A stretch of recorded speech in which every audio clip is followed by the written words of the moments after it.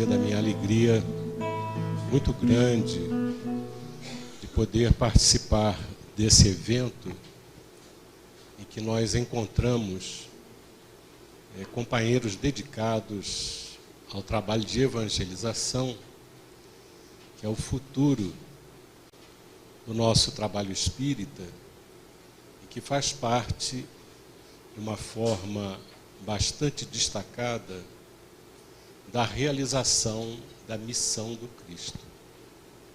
Nós estamos muito felizes. Os primeiros contatos que eu tive aqui em São Paulo no passado foi com um companheiro muito querido, o Mário Barbosa, né, que fez trabalhos excelentes em todas as áreas, e em particular na visão do serviço social espírita. E ele baseava todo o trabalho nessa parábola, coisa que nós não vamos fazer, nós vamos ver outra coisa, outro aspecto. Estamos assim muito felizes também pelo Cristo nos permitir participar desse trabalho na condição de mero servidor, companheiro, voltado também para o trabalho de evangelização e encarando a mensagem espírita como uma razão de ser das nossas vidas, que naturalmente é o que todos têm em mente. Quero agradecer a direção do trabalho que nos convidou, que nos dá uma oportunidade feliz de respirar esse clima, né? Então eu sou um companheiro, né? Não sou um sábio, sou um estudioso, alguém que quer aprender e que está aprendendo permanentemente. Inicialmente, nós queremos trazer algumas reflexões sobre reflexão, né? O que é reflexão? Então, nós buscamos nos livros, no dicionário habaiano de filosofia, sem pretendermos nos aprofundar nos aspectos filosóficos, que não é o nosso objetivo, mas simplesmente buscar entender um pouco o que é reflexão, para a gente poder trabalhar melhor. Tá? Então vamos lá. Reflexão, pode virar. Então, vamos ver. Aristóteles, ele diz o seguinte: embora ele não use o termo reflexão, ele admite o fato óbvio de que o intelecto pode pensar-se a si mesmo. Ou seja, nós podemos pensar sobre o que nós pensamos. Isso é reflexão. Vamos lá. Pode virar. Locke diz que há duas fontes principais das quais o intelecto aufere suas ideias. A primeira é a sensação. A segunda é a reflexão. Nós entendemos aí que sensação são os sentidos que nós temos. Nós adquirimos ideias através da audição e da visão. E quem não vê, pelo tato, né? Aqueles que não têm audição também, pelo tato, vão aprendendo também. E a segunda, as nossas ideias, pela reflexão. Então, refletindo, pensando sobre as coisas, nós conseguimos desenvolver as nossas ideias. Pode virar. Ele coloca o seguinte: a reflexão, entendida como a percepção das operações que nossa alma cumpre em si mesma sobre as ideias que recebeu através dos sentidos. operações que, tornando-se objeto das reflexões da alma, produzem na inteligência uma outra espécie de ideias que os objetos exteriores não teriam podido fornecer-lhe. E tais são as ideias daquilo que chama perceber, pensar, duvidar, crer, raciocinar, conhecer, querer, etc. Além disso, Locke chama a reflexão de sentido interno, e ela, neste sentido, nada mais é do que a consciência, nome pelo qual foi frequentemente chamada pelos filósofos ingleses posteriores. Então, em síntese, seria a gente trabalhar tudo aquilo que nós recebemos, que ouvimos, porque se nós não fizermos isso, nós seremos simples repetidores do que ouvimos, sem substância, sem profundidade. É como se nós levássemos as ideias dos outros através da nossa boca, de alguma coisa. Não necessariamente essas ideias são nossas, elas estão passando por nós. E ele coloca que é um sentido interno. Isso é importante porque passa para a gente uma ideia de que nós temos algo mais do que simples sentidos para absorvermos ideias e repetirmos ideias. Mas nos dá um sentido interno em que a gente pode pensar as ideias, tanto as que nós estamos tendo, quanto aquelas que nós estamos recebendo. Então ele coloca isso como perceber, pensar, duvidar, crer, raciocinar, conhecer, querer, etc. É interessante que o fato da gente duvidar não necessariamente significa reflexão. Tem gente que duvida por duvidar, né? Mas duvidar faz parte da pessoa poder analisar uma ideia que está recebendo. Pode virar. Vauvenargues diz que a reflexão, eu gosto muito dessa ideia, é o poder de inclinar-se sobre as ideias, de examiná-las, de modificá-las ou de combiná-las de maneiras diferentes.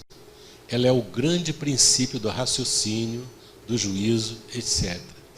Então, quando eu vou refletir, eu vou mergulhar dentro de mim, né, sobre as ideias que estão circulando na minha mente e vou poder examinar essas ideias, questioná-las se elas são verdadeiras, se elas são boas, vou modificá-las, posso modificá-las ou não, ou combiná-las de maneiras diferentes. Então isso é um raciocínio, é a pessoa pensar, estabelecer o juízo. Leibniz diz que a reflexão nada mais é do que a atenção para com aquilo que está em nós, ao passo que os sentidos não nos dão de modo algum aquilo que nós já levamos em nós. Legal, esses filósofos são danados, né? A gente fica olhando, eles refletem muito, né? Então, o que ele está dizendo para a gente? A reflexão é uma atenção que a gente tem sobre aquilo que está em nós, aquelas ideias que estão circulando na nossa mente, e prestar atenção no que a gente tem dentro. E diz que os sentidos, eles não nos dão isso, o que já está em nós. Os sentidos nos trazem o que não está em nós, o que está fora. De repente pode até coincidir com o que está em nós, mas não necessariamente.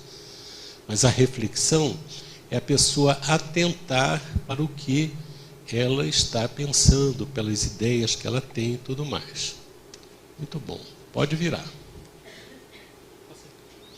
Kant diz o seguinte: a reflexão não visa os objetos em si para adquirir diretamente seus conceitos, mas é aquele estado de espírito em que começamos a nos dispor a descobrir as condições subjetivas que nos permitem chegar aos conceitos. Ela é a consciência da relação entre as representações dadas e as várias fontes de conhecimento. Eles são terríveis, né? A gente tem que refletir muito sobre o que eles dizem, até para a gente entender o que eles estão falando. Mas ele está dizendo que o objetivo não é exatamente aquilo que está lá fora, né?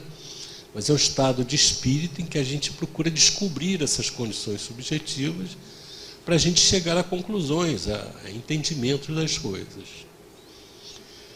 Pode virar. Hegel diz como na reflexão se obtém a verdadeira natureza, e este pensamento é a minha atividade. Assim, aquela verdadeira natureza é do mesmo modo produto do meu espírito, isto é, do meu espírito como sujeito pensante, de mim na minha simples universalidade, como eu que é por si, sem nada mais, isto é, da minha liberdade. Vamos em frente, eu quero chegar a uma outra aí. Esse aí. Na filosofia contemporânea, o termo é usado principalmente como sinônimo de conhecimento, consciência, introspecção, sentido interior, observação interior. Ou seja, nós vamos, na reflexão, mergulhar dentro da gente, né? E para fazer isso nós temos que fazer uma introspecção. Não dá para a gente ficar distraído com as coisas em volta. A gente tem que ter atenção, pensar naquilo que nós estamos vivendo, o que estamos aprendendo, sobre a nossa própria vida, sobre o que estamos ensinando, o que estamos passando para os outros, o que conceitos são esses, e se realmente eu entendo se aquilo realmente faz parte de mim. Aí a gente pergunta, nós que estamos no trabalho de evangelização, que é um trabalho essencialmente de educação do espírito, a reflexão é uma coisa importante? É importante, né? No passado, a gente tem, talvez no presente, muitas ideias de evangelização que seriam ideias de catequese, em que a pessoa bate na cabeça, decora e sai. Eu tive um professor de história, quando eu estudei fazendo um curso em Belo Horizonte, na área de economia, era um professor de história fantástico.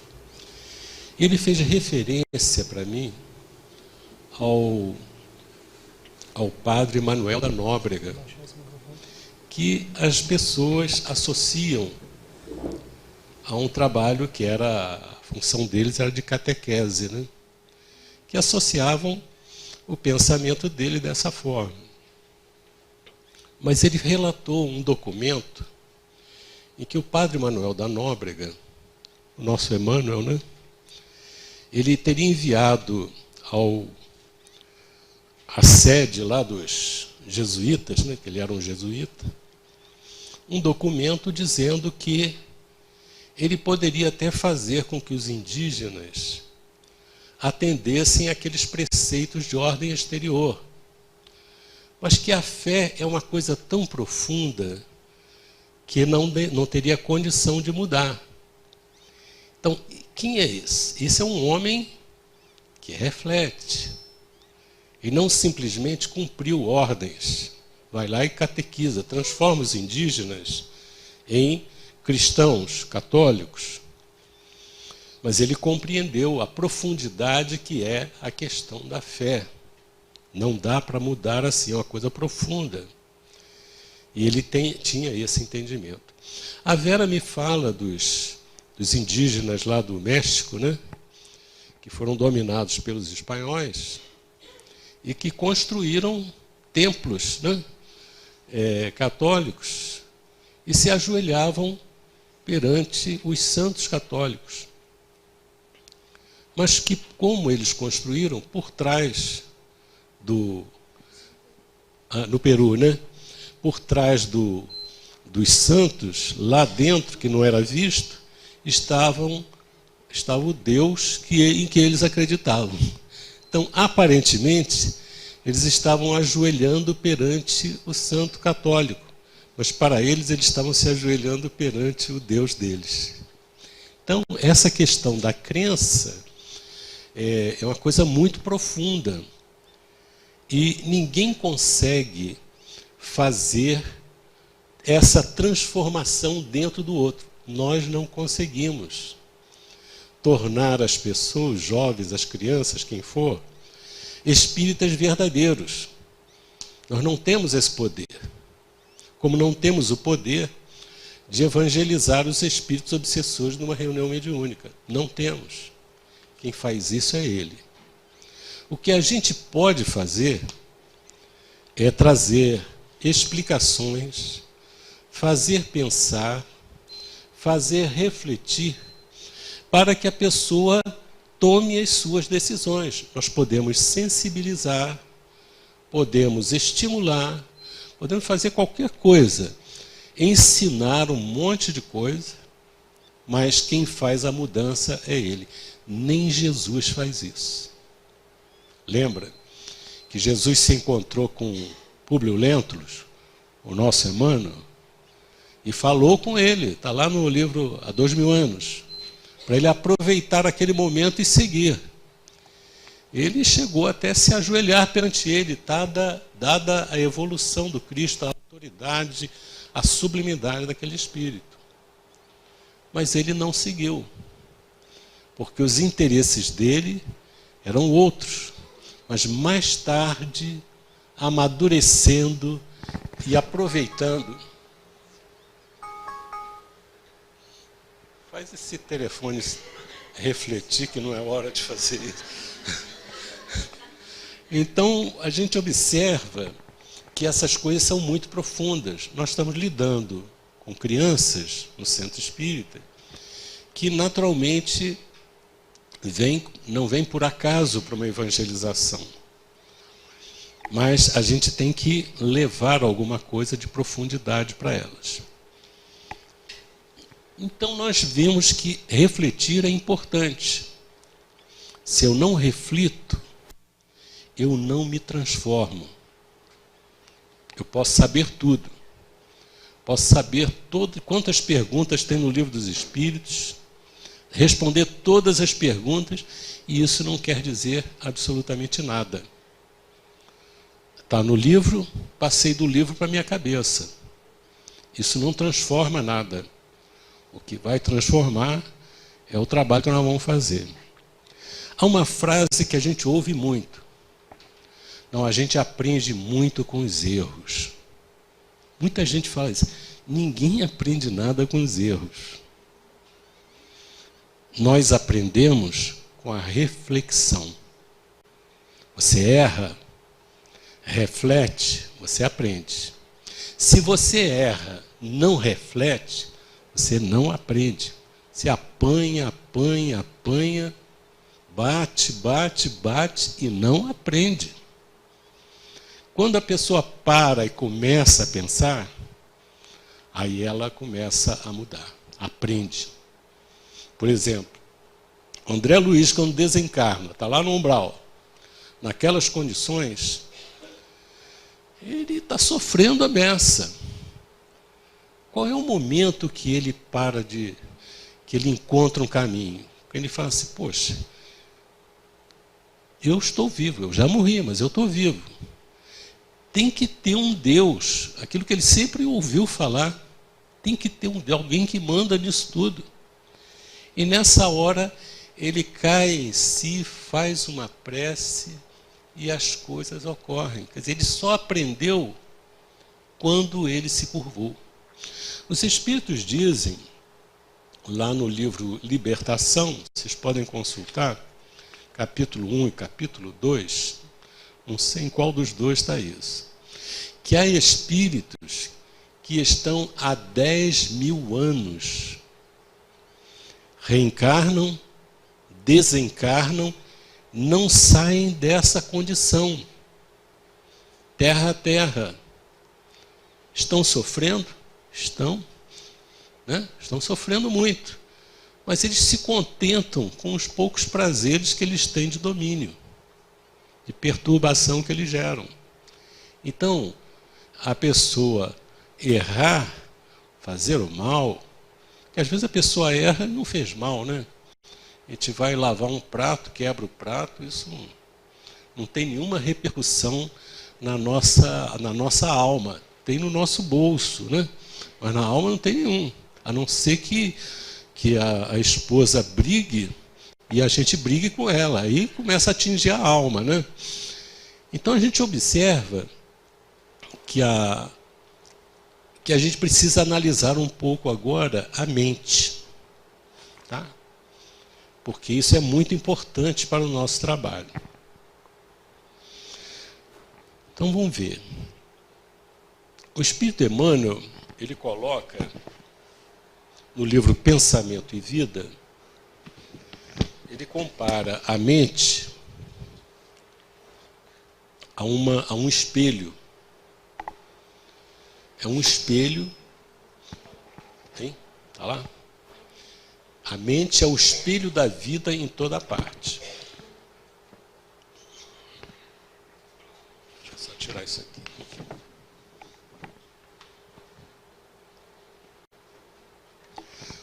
Segue em frente. Olha o que ele diz. Ele diz que nós podemos comparar a mente a um diamante bruto. É um diamante bruto. A ser lapidado por quem? Quem que vai lapidar esse diamante bruto? Nós mesmos, né? Somos nós que vamos lapidar. E ele diz que nos seres primitivos, esse diamante bruto está envolvido com uma ganga, uma imperfeição, uma sujidade do instinto natural nessa época. Quando chega às condições de almas humanas, que ele coloca aí como os espíritos já mais avançados, assim, intelectualmente e tudo mais, ele surge entre as ilusões que salteiam, que assaltam a inteligência. Então, o nosso diamante, a nossa mente, no estágio em que nós nos encontramos, ele fica ofuscado pelas ilusões que nós temos. Ilusões que nós criamos por falta de conhecimento, né? Por invigilância, por uma série de coisas, em que a gente acredita que a felicidade está ali, mas ela não está ali, está em outro lugar. A gente pensa que a felicidade é aquilo. E nos espíritos aperfeiçoados, já mais avançados, ele é um brilhante precioso a retratar a glória divina. Então, dentro da gente, nós temos aquilo que Jesus falou, uma joia de raro valor, que não existe em nenhuma joalheria do mundo, nem na Suíça, nem em qualquer lugar, não tem.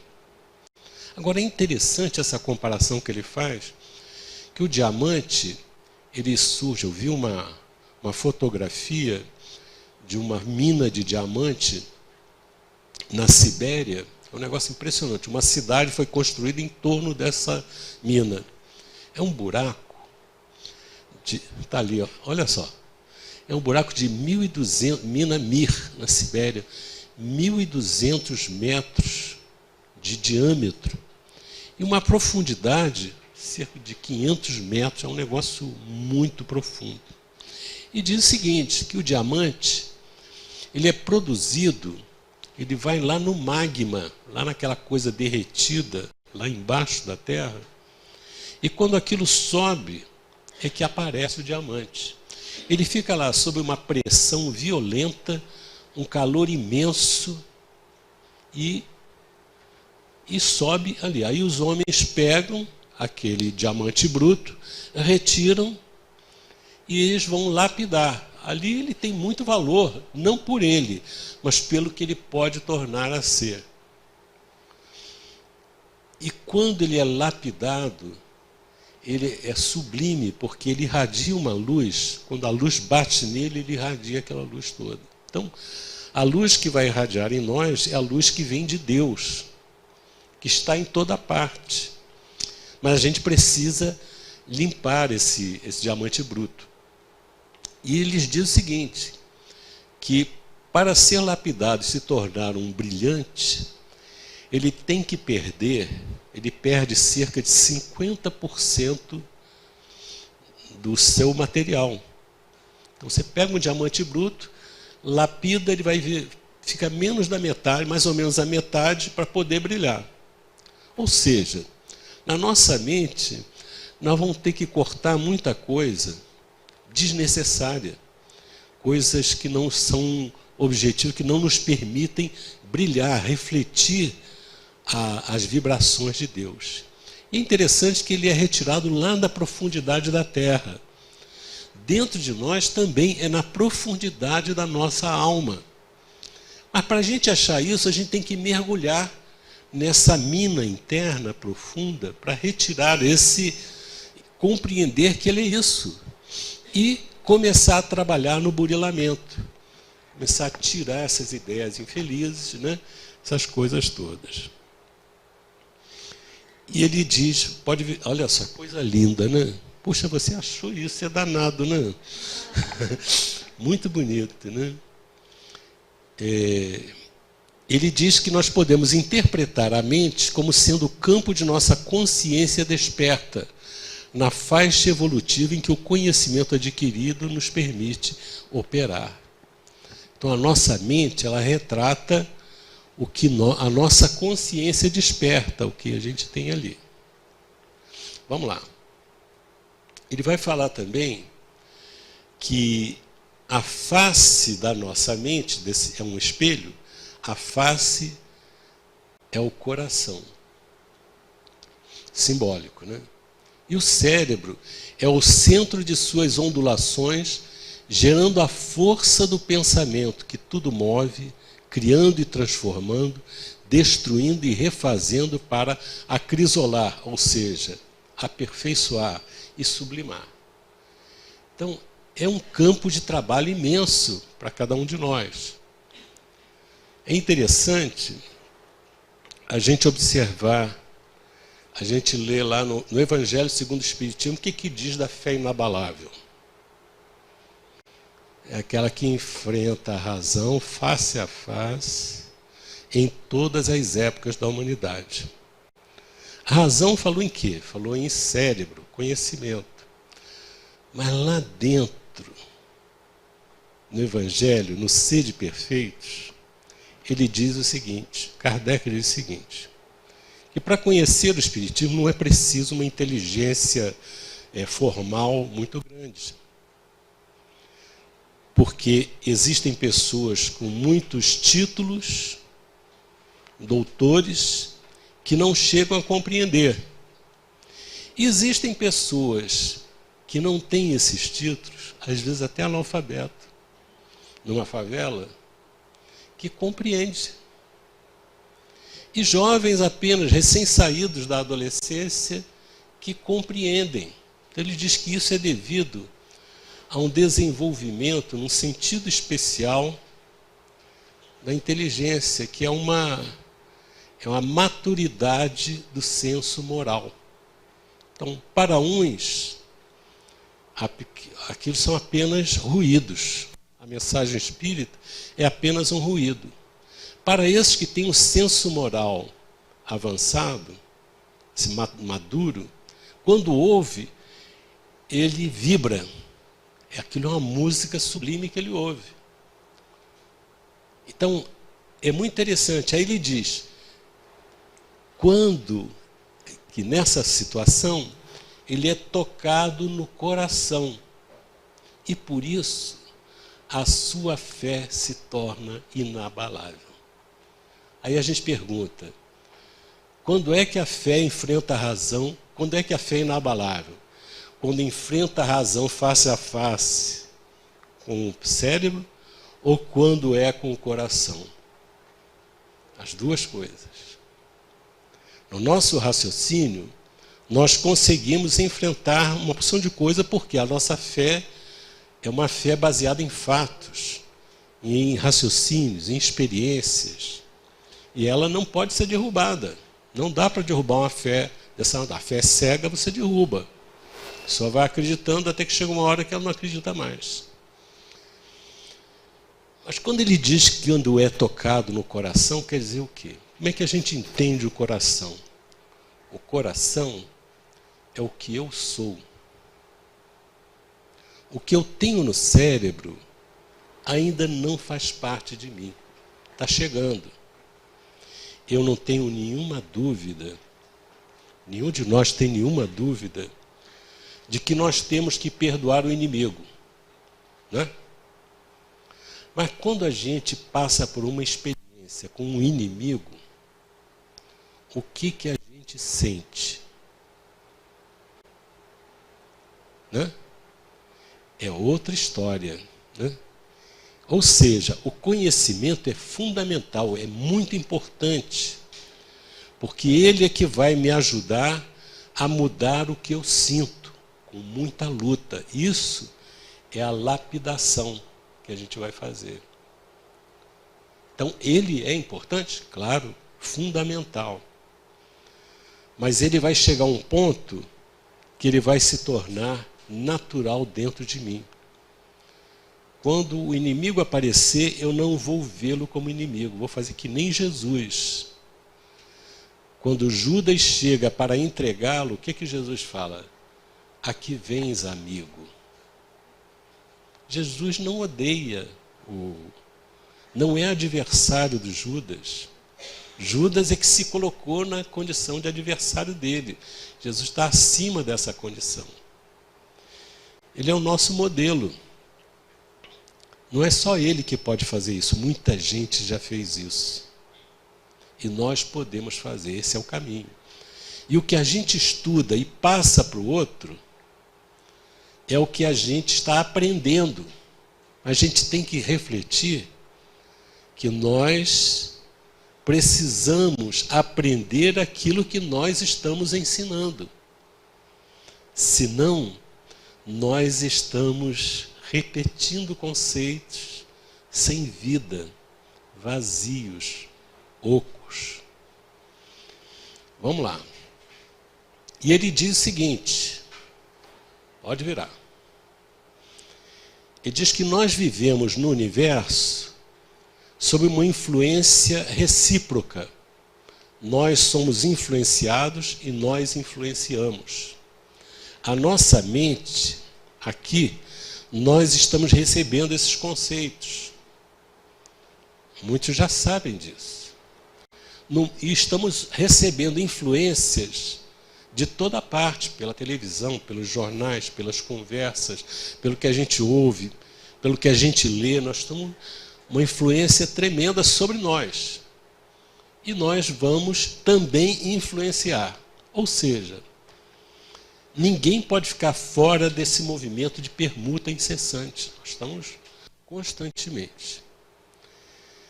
Então a gente está respirando no mundo das imagens que projetamos e recebemos.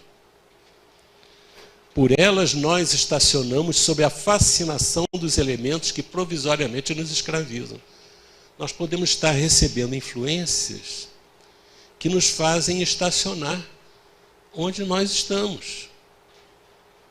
Tem várias coisas que as pessoas colocam. Você não tem que lutar contra o seu modo de ser, você tem que ser o que você é. Não é isso que a gente ouve? Libera o que você é. Nada de hipocrisia. Como se a gente transformasse, mudasse a hipocrisia por cinismo, resolvesse o problema do mundo. Não resolve. Através delas, incorporamos o influxo renovador dos poderes que nos induzem à purificação e ao progresso. Então, tem muita coisa ruim vindo para a gente, bate na gente. E tem muita coisa boa que vem também. Então, a gente recebe de tudo. De tudo. Vamos lá. Vira aí. Hein?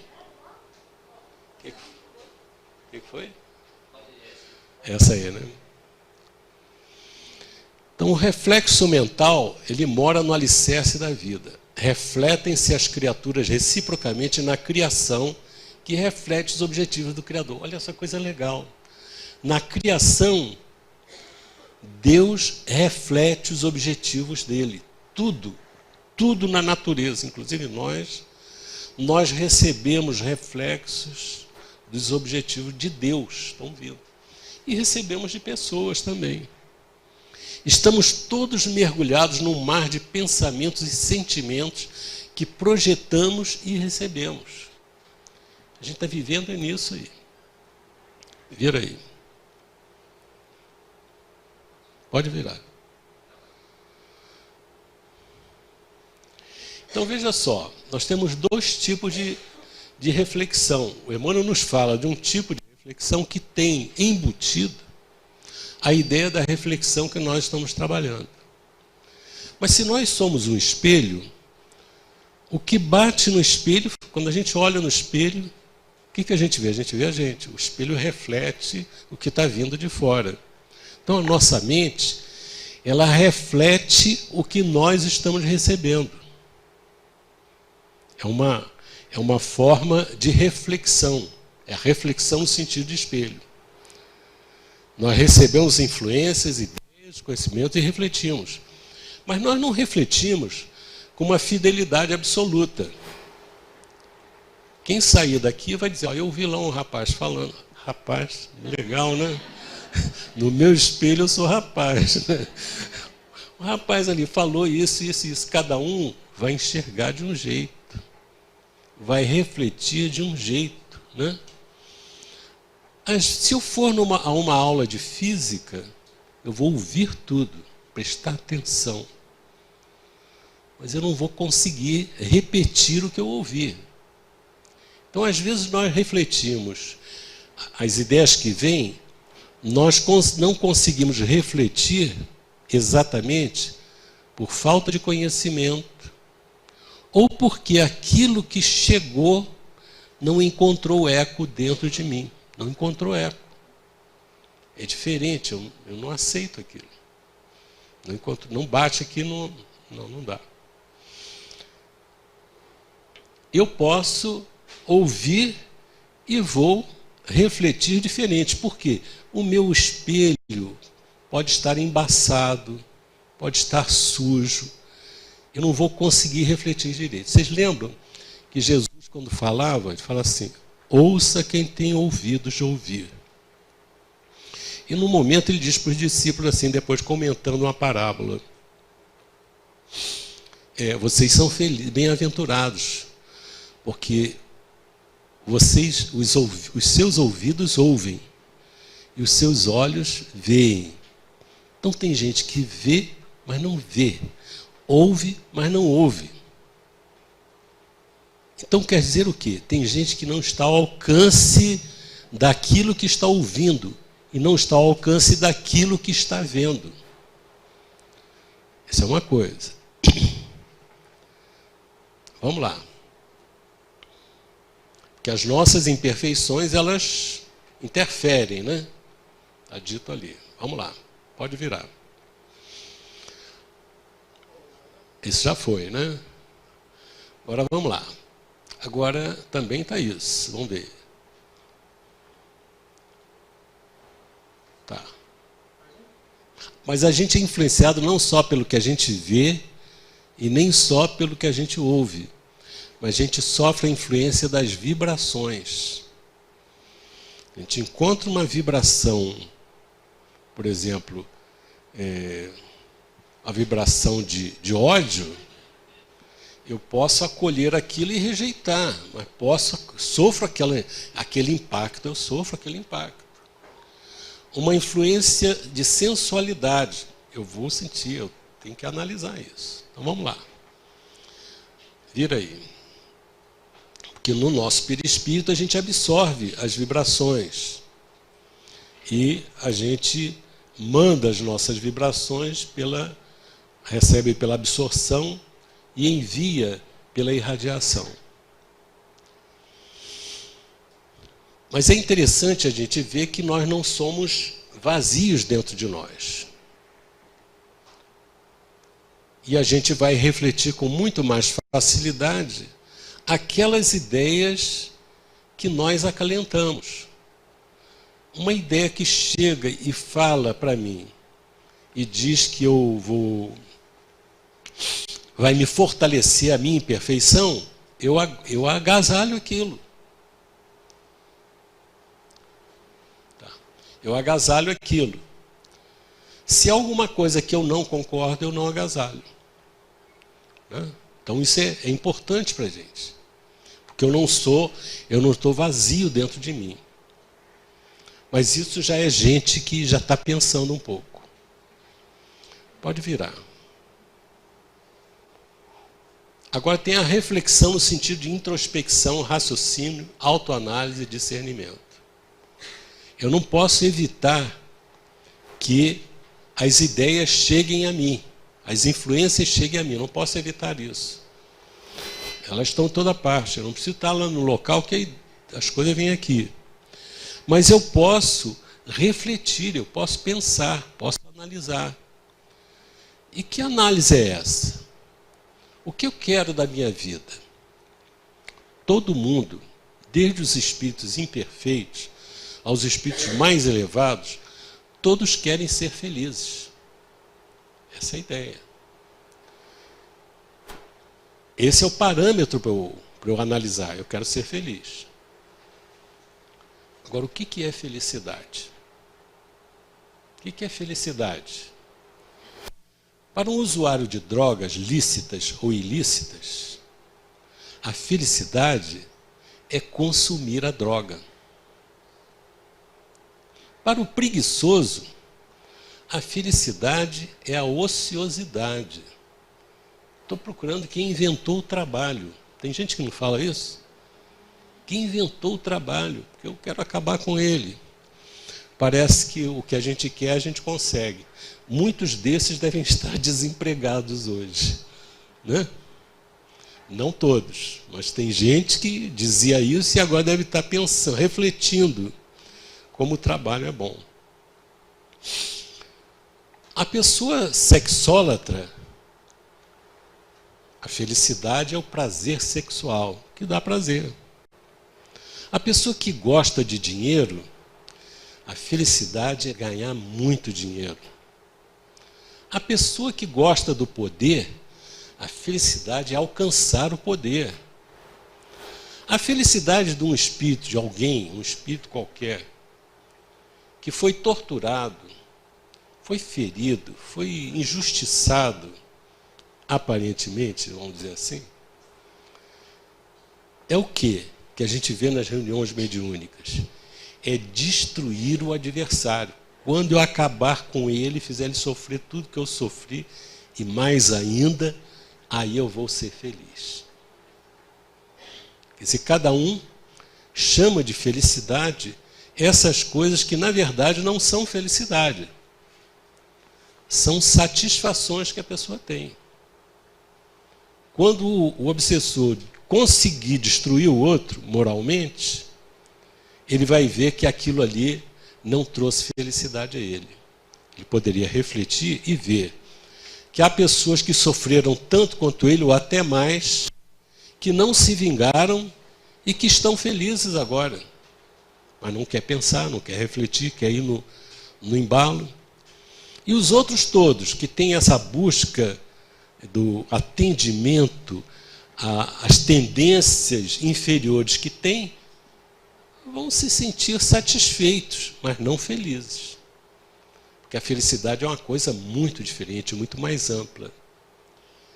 Então é importante a gente saber o que é, qual é a felicidade que a gente quer.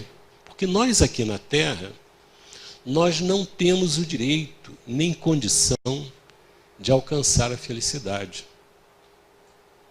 Nós temos o dever de buscar a felicidade, mas nós não vamos alcançá-la aqui. Porque a Terra não está nessas condições, nós não estamos nessa condição.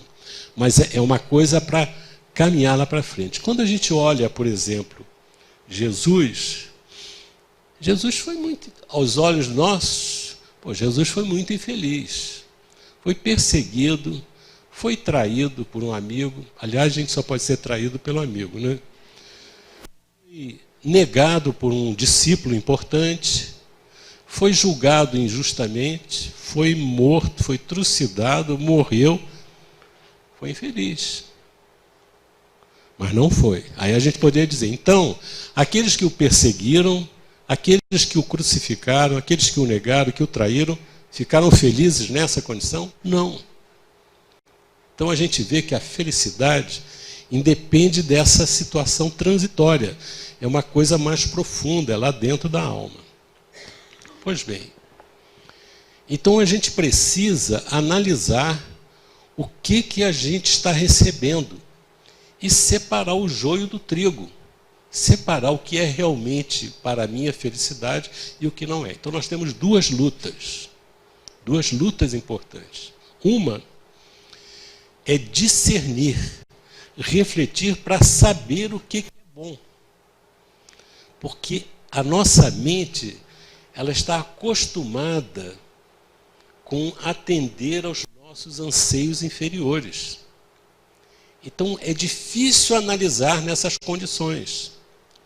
Então a gente precisa fazer uma luta para enxergar com clareza o que é bom. E o que nos ajuda nisso, no nosso caso, é o conhecimento espírita.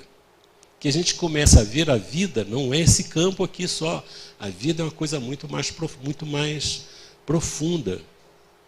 Então a gente tem que lutar, mas para isso a gente tem que refletir, pensar toda noite, analisar, pensar como é que não é, conhecer, buscar o conhecimento e buscar o conhecimento de si mesmo. Isso é uma luta.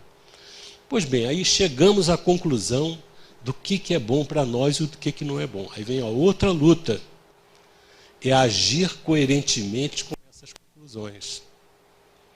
Porque a gente vai ver que o nosso impulso vai ser agir numa direção, que é aquela direção com a qual nós nos habituamos a agir, né? É o hábito. O hábito o que é? É aquilo que a gente repete sempre. Parece a nossa natureza, mas não é. É o hábito. E a nossa natureza é aquilo que é para sempre. O que é para sempre é a alma imortal que precisa se libertar e se desenvolver. Então, vamos voltar agora. Então, esses aspectos são importantes para a gente analisar na reflexão. Por quê? Eu preciso, como evangelizador, ter essa atitude reflexiva na minha vida. Porque se eu não tiver essa atitude, eu não consigo passar isso para as crianças, nem para quem for, para os filhos, para os jovens, para ninguém. Porque o meu espelho vai passar uma imagem falsa. Você tem que pensar, mas eu não penso. As pessoas que convivem conosco, elas percebem isso. Então eu tenho, como evangelizador que quer fazer refletir, eu tenho que refletir na minha vida. Isso é fundamental. E aí eu vou passar ao processo de reflexão. Vamos ver a parábola agora. Então fizemos essa digressão, que eu acho que é uma base para a gente poder analisar as coisas. Então, na parábola do bom samaritano, a gente analisa, pode entrar nela, a gente analisa como Jesus trabalhava. Jesus não chegava e dava de bandeja as coisas prontas. Ele fazia o quê? Ele fazia a pessoa pensar, né? Todos nós já ouvimos essa parábola milhares de vezes. Já ensinamos essa parábola milhares de vezes. Mas vamos ver. Então, levantando-se, disse-lhe um doutor da lei para o tentar: Mestre, que preciso fazer para possuir a vida eterna? Aí Jesus faz aquilo, né? É o doutor da lei, Jesus sabe que ele é um doutor da lei. Um doutor da lei conhece a lei. O que está escrito na lei? O que você lê? Como é que você interpreta? Aí ele diz a lei. Qual é? Não faze isso e viverás. Está resolvido o problema. Ele diz, não, mas quem é o meu próximo? Ele responde direitinho, né? E aí pergunta, mas quem é o meu próximo? Aí Jesus conta a parábola. E quando conta a parábola, ele pergunta a ele quem é o próximo do samaritano. Quem é o próximo do que caiu no chão atacado pelos ladrões. Aí ele diz, aquele que usou de misericórdia para com ele. Então faz isso e viverás, está resolvido.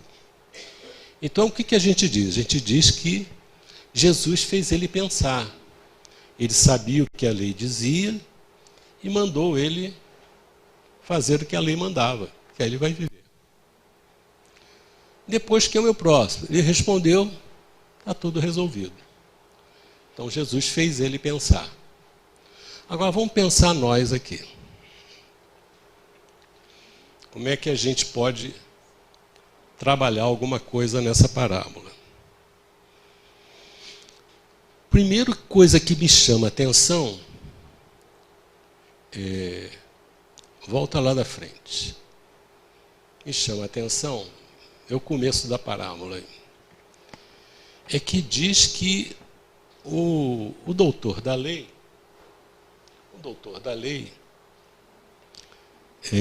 tem uma história aí antes, né? Que Jesus já tinha desmontado, que ele passa a vida inteira dele com os fariseus a um calço dele, tentando ele para jogar ele numa situação difícil. Então eles mandam lá o doutor da lei, e o doutor da lei disse-lhe um doutor da lei para o tentar: mestre, que preciso fazer para possuir a vida eterna? Cá para nós, como é que a gente vai entender que uma pergunta dessa está tentando Jesus, está tentando prejudicar Jesus? Faz sentido? Hein? Fazia, mas como que ia tentar? De que forma ia colocar Jesus numa situação difícil? Uma pergunta dessa. À primeira vista a gente não entende. Outra coisa é a pergunta dele: que preciso fazer para possuir a vida eterna? Se ele perguntasse isso para a gente, fala assim: meu filho, eu sou espírito, você não precisa fazer nada. Você vai viver daqui para frente, você é imortal. Pode fazer o que quiser que você vai ser imortal. Não é mesmo?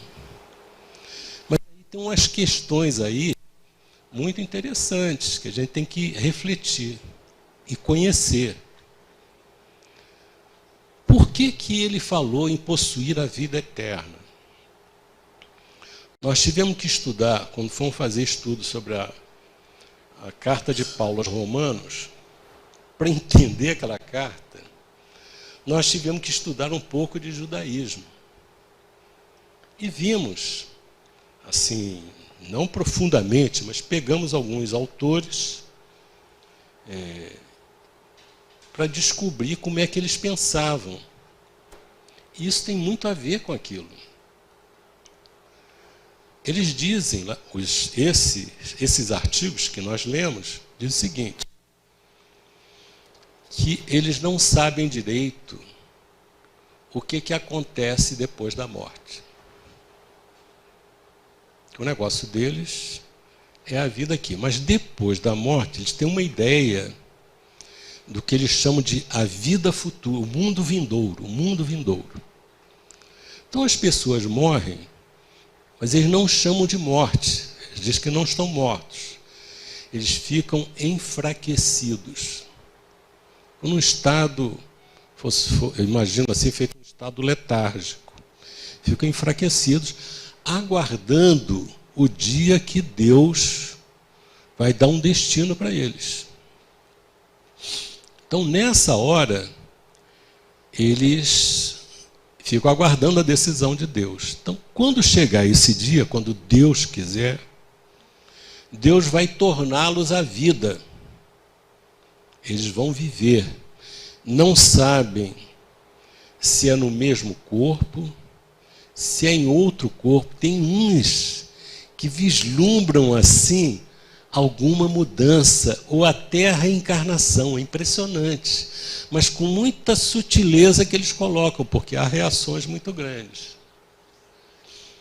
E aqueles que foram justos, esses vão viver no mundo vindouro. E os outros, que não são justos, ímpios, eles não sabem muito bem o que vai acontecer. Se Deus vai destruí-los, eles vão acabar, ou vocês vão continuar enfraquecidos, alguma coisa. E tem mais.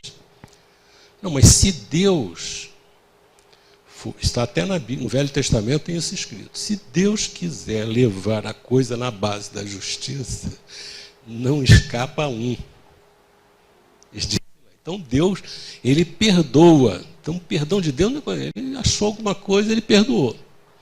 Então, na verdade, não escapa um porque é difícil encontrar quem cumpra aquela lei, que ele sabe qual é.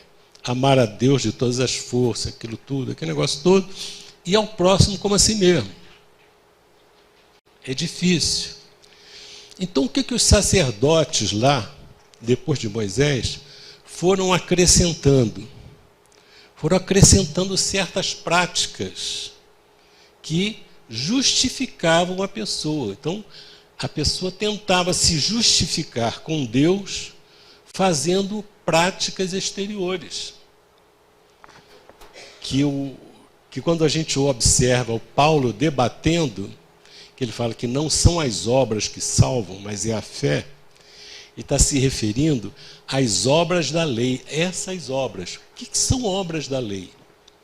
A circuncisão. Se o camarada não se circuncidasse, ele não seria eleito. Se ele fizesse alguma coisa contrária à lei de Deus, ele deveria fazer alguma oferta no templo. Pagava alguma coisa lá, comprava um carneiro, um bode, uma ave, coisa e tal, sacrificava e levava. Alguém ganhava dinheiro nisso daí, né? Então, são coisas que foram substituindo, porque a reforma íntima é muito difícil. Então, as pessoas querem um caminho mais fácil. Então, as religiões, às vezes, trazem essa ilusão. Não, se você se confessar, o padre te perdoa, você está resolvido. Se você aceitar Jesus de boca, do coração, está resolvido. Lógico que nem todos esses religiosos acreditam que a coisa seja assim, tão simplória. Mas as pessoas trazem essas ideias, né?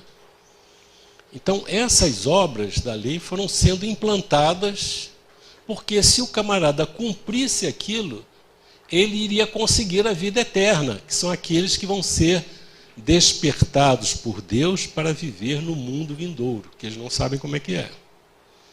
Então, qual é a maldade, a malícia da pergunta?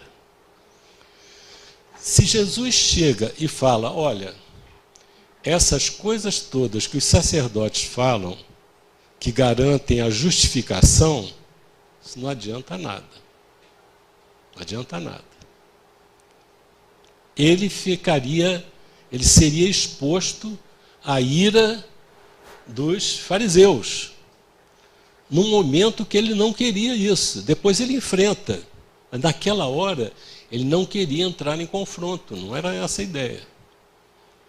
Se ele apoia aquilo que os fariseus dizem, os sacerdotes, ele iria contra a sua própria orientação e apoiaria uma mentira. Então, aí é que está a malícia da tentação com essa pergunta. O que preciso fazer para possuir a terra? Não, vai lá, faz as suas práticas no templo. O que Jesus fala? Essas práticas não fazem bem nem mal. Quer fazer, faz. Mas quando você for ao templo orar a Deus, depositar a sua oferenda, olha, não fica contra a oferenda. E você lembrar que tem alguma pendência com alguém, deixa a tua oferenda ali, vai lá, se reconcilia com o inimigo, depois volta. Aí faz oferenda. A oferenda não acrescenta nada nem diminui, é neutra. Mas o não se reconciliar com o inimigo vai dizer que aquela prática é totalmente inútil. O que importa é que você se reconcilie com o inimigo. Então, essa é a mensagem de Jesus. Então, ele pergunta, o que está escrito? Ele lê e diz aquilo tudo. É interessante, vai lá para ele ver o que ele diz. Está lá, amarás o Senhor, teu Deus, de todo o coração, de toda a tua alma, com todas as tuas forças, de todo o teu espírito. E ao teu próximo como a ti mesmo. Às vezes a gente costuma dizer que Jesus é que criou esse segundo mandamento. Amar o próximo como a si mesmo. Não foi. Isso está no Velho Testamento. Deixa eu ver se eu anotei aqui.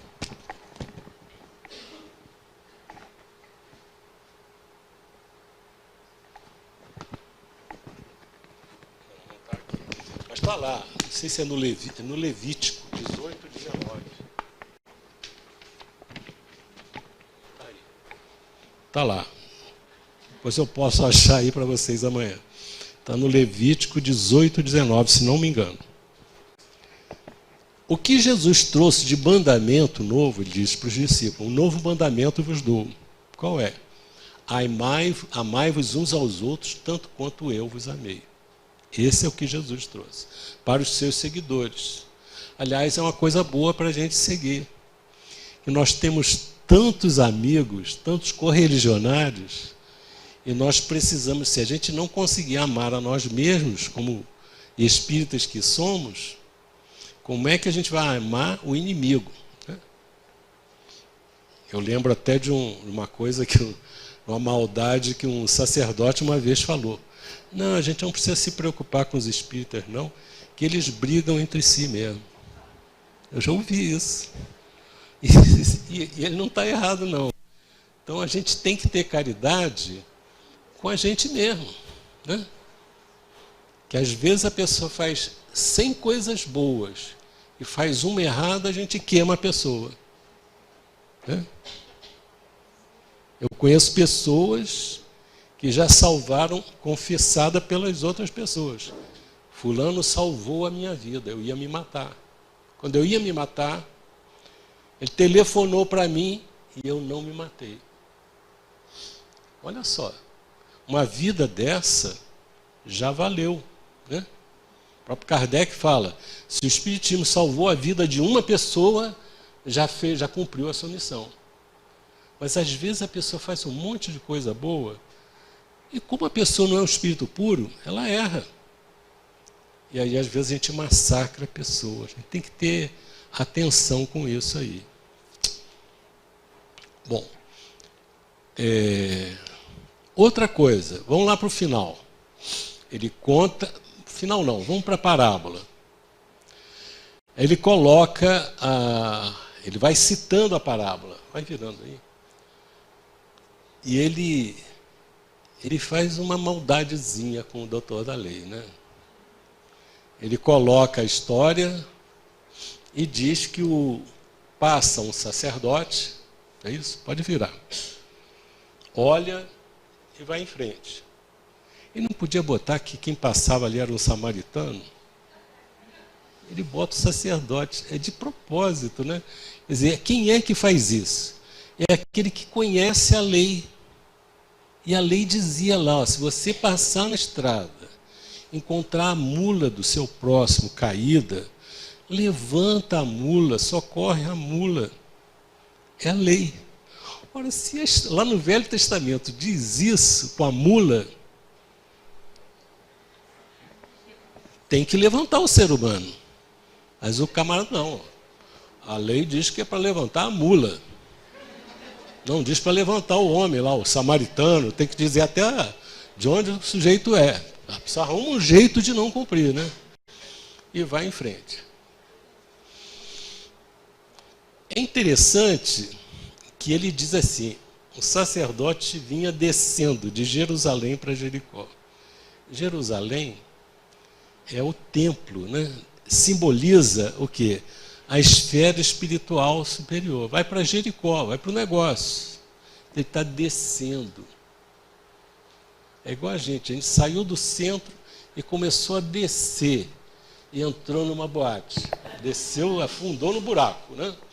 Então, foi descendo. Depois passa um levita, que também passa, tem tradução que diz assim, que indo pelo mesmo caminho, passou ali e passou adiante. Aí chega, tudo doutor da lei, né? Todo gente fina. Aí vem um samaritano que não valia nada, né? Não prestava, horrível. Não ia a Jerusalém louvar a Deus no templo, gente de má vida, não serve para nada. Samaritano. Passou, chegou àquele lugar. Não diz que ele vinha descendo, diz que ele chegou naquele lugar. Não disse por onde que ele veio. Viu, foi tocado de compaixão e fez aquilo tudo, né? Não vamos interpretar a parábola, não. Tem muita coisa aí, mas eu quero chegar lá no ponto final. Aí, Jesus pergunta, pode virar. Qual desses três te parece ter sido próximo daquele que caíra em poder dos ladrões? Qual foi a pergunta do doutor da lei? Quem é o meu próximo? Quem é o meu próximo? Aí Jesus teria que, para responder a pergunta dele, linearmente, Jesus teria que dizer, quem foi o próximo do samaritano? Aí ele diria, foi o cara caído. O que Jesus pergunta? Quem foi o próximo do que estava caído? Do que estava precisando? Se fosse na cabeça do doutor da lei, ele deveria perguntar, quem foi o próximo do samaritano? Colocando o doutor da lei na posição dele. Quem é meu próximo? O seu próximo é o camarada que está caído, sofrendo. Esse é o seu próximo. Jesus não. Quem foi o próximo do que estava caído?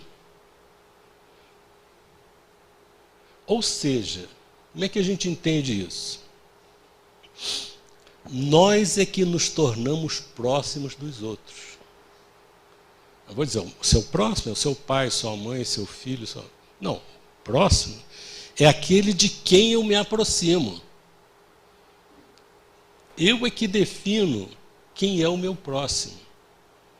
Meu próximo é aquele que convive comigo e do qual eu me aproximo. O sacerdote ficou distante dele, não se aproximou. O levita também. Mas o samaritano se tornou próximo dele, chegou perto, contribuiu para a recuperação dele, socorreu. Então, nós é que definimos quem é o nosso próximo. Quem não se importa com o outro, geralmente os imperfeitos, eles ficam nessa condição de não querer ver, de não se aproximar, de não fazer. Ou fazem, se aproximam só para o mal. Então, é importante a gente, quando vai fazer um trabalho dele, a gente refletir. Na nossa preparação de um trabalho de evangelização, o que a gente precisa ter?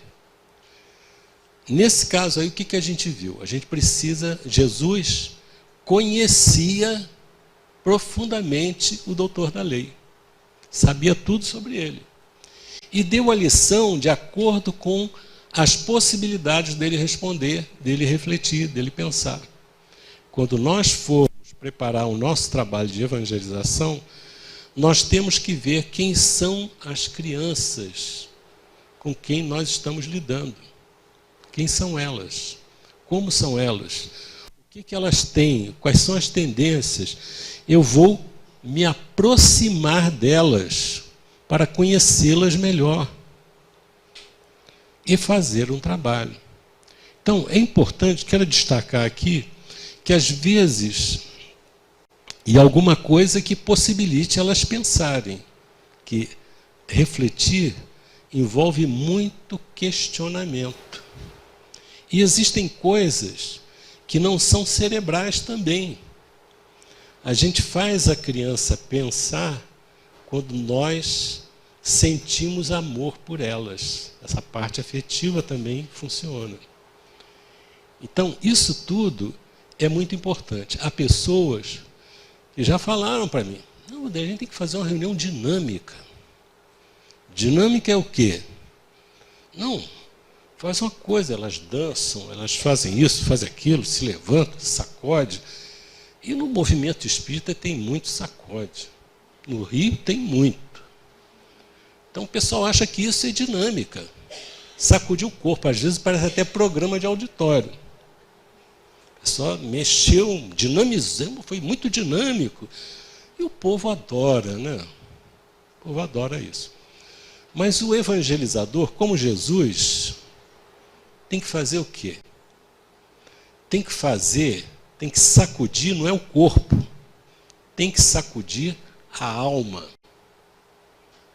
A alma é a grande esquecida de todos os tempos, que o Emmanuel fala no livro Consolador, é a alma. Sacudir a alma, como é que é? É a gente chegar e fazer a alma pensar. Ela sai incomodada, não é satisfeita. Tem um companheiro nosso que sai da reunião e fala assim, não, eu gosto quando eu saio arrasado da reunião. Porque esse arrasado que ele disse é o seguinte, ele sai pensando, fala, nossa, eu tenho que mudar muita coisa. É isso aí, é sacudir a alma, tirar a poeira, sair da paralisia, despertar a alma. Isso é que é evangelizar. Tá bom, meus amigos? Vou parar que eu já passei 2 minutos.